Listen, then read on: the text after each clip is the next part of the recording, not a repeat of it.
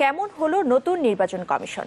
এই প্রশ্নে বিশ্লেষকরা বলছেন, এবারের কমিশনও আমলা নির্ভর, যেখানে নাগরিক সমাজের কোনো অংশগ্রহণ নেই।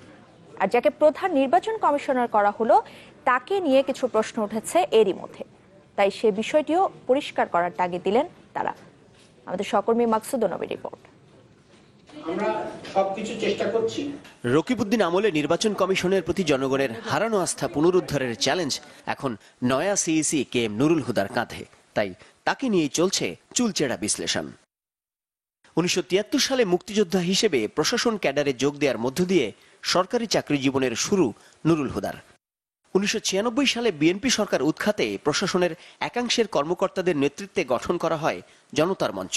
বলা হচ্ছে কে এম নুরুল হুদা ছিলেন সেই মঞ্চের অন্যতম নেতা।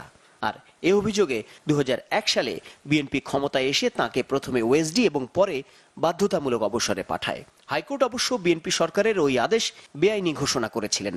পরে 2009 সালে আওয়ামী লীগ সরকারের সময়ে ভূতাপেক্ষ পদোন্নতি পেয়ে সচিব হন নুরুল হুদা। কিন্তু যে কোনো সরকারের আমলে বিশেষ সুবিধা প্রাপ্ত অথবা বঞ্চিত কোনো কর্মকর্তাকে তালিকায় অন্তর্ভুক্ত না করতে সার্চ কমিটির কাছে সুপারিশ করেছিলেন বিশেষজ্ঞরা।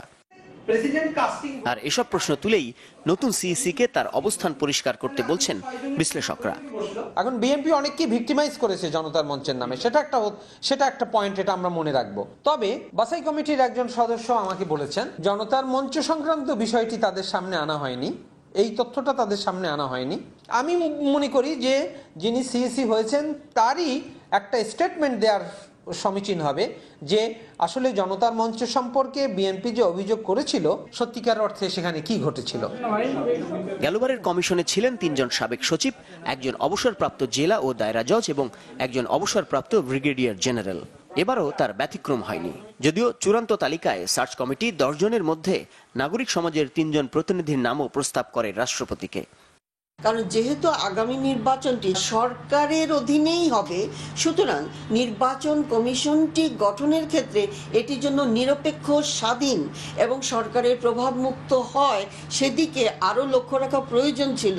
এবং সেখানে নাগরিক সমাজ এবং জনগণের প্রতিনিধিত্বকে নিশ্চিত করা আবশ্যক ছিল। মানে সরকারের প্রভাব মুক্ত থাকার কথা সেখানে হয়ে গেল একটি সরকারি প্রতিষ্ঠানের ন্যায়। কেন আমাদের দেশে আমলারা অতটা পেশাদারিত্বের প্রমাণ রাখতে পারছেন না, তারা দলীয়করণ এবং রাজনীতিকীকরণের শিকারেও পরিণত হন। কোনো না কোনোভাবে আমরা ব্যুরোক্রেসির উপরে থাকি, সেটা হচ্ছে যে হয় সিভিল অথবা মিলিটারি অথবা জুডিশিয়ারি, এই 3টা অর্গানের বাইরে আমরা আসতে পারি না। সার্চ কমিটি 3 জন শিক্ষাবিদের নাম প্রস্তাব করেছিলেন, তাদের অন্তর্ভুক্তি যদি এই কমিশনের মধ্যে করা যেত তাহলে সেটা খুব ভালো হতো। তবে তারা মনে করেন এদেশের রাজনৈতিক বাস্তবতায় নিরপেক্ষতার আসল চাবিকাঠি নির্বাচনকালীন সরকারের হাতেই। তাই তাদের আচরণের ওপরই নির্ভর করবে নুরুল হুদা কমিশনের ভবিষ্যৎ ভালো মন্দ। মাকসুদ নবী, চ্যানেল 24, ঢাকা।